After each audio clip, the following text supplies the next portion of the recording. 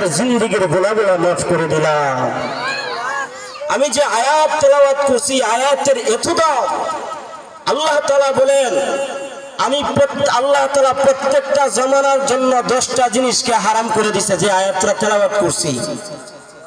ইবনে মাসউদ বলেন, কেউ যদি নবীর শেষ নসিহতের দিকে তাকায়, সে যেন সূরাতুল আনআমের 151 এবং 152 নম্বর আয়াতের দিকে তাকায়। এটা নবীর শেষ নসিহত।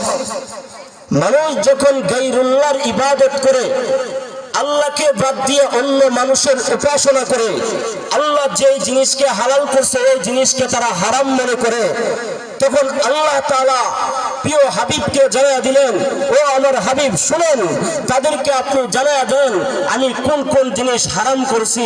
তখন আল্লাহ নবী বললেন, তোমরা কি শুনবা যে আমার আল্লাহ তোমাদের উপর কোন কোন জিনিস আরোপ করেছেন?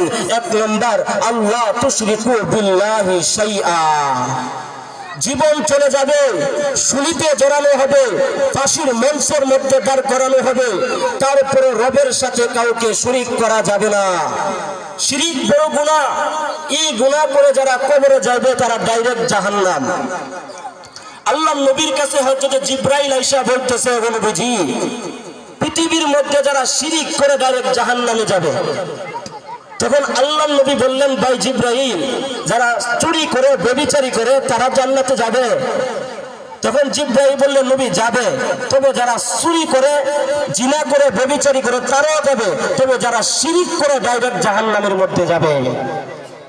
আজকে বর্তমান প্রচলিত যে শিরিক গুলা চলতেছে, বিভিন্ন মাজারের দরবারে গিয়া সেজদা দেয়, মাজারের কাছে সন্তান চা, মাজারের কাছে গুরু দিয়ে আসে, অথচ নিজের মা বাবাকে 1 কেজি গোশত পর্যন্ত খিলাইতে পারে না, এমন হতভাগা আছে।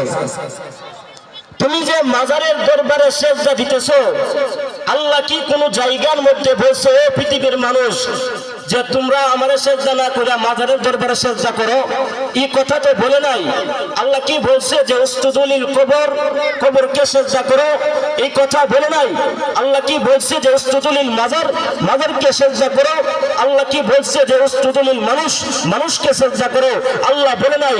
আল্লাহ বলেন, উসজুদু লিল্লাহ, ও পৃথিবীর মানুষ তোমরা আমাকে সেজদা করো, কারণ আমি আল্লাহ তোমাদেরকে মহব্বত করে সৃষ্টি করছি। কেন সৃষ্টি করছি? যেন তোমরা আমার ইবাদত করো। আজকে হতভাগা সন্তান, আল্লাহ রাব্বুল আলামিন এত সুন্দর করে বডিটা বানাইছেন। কেন বানাইছেন?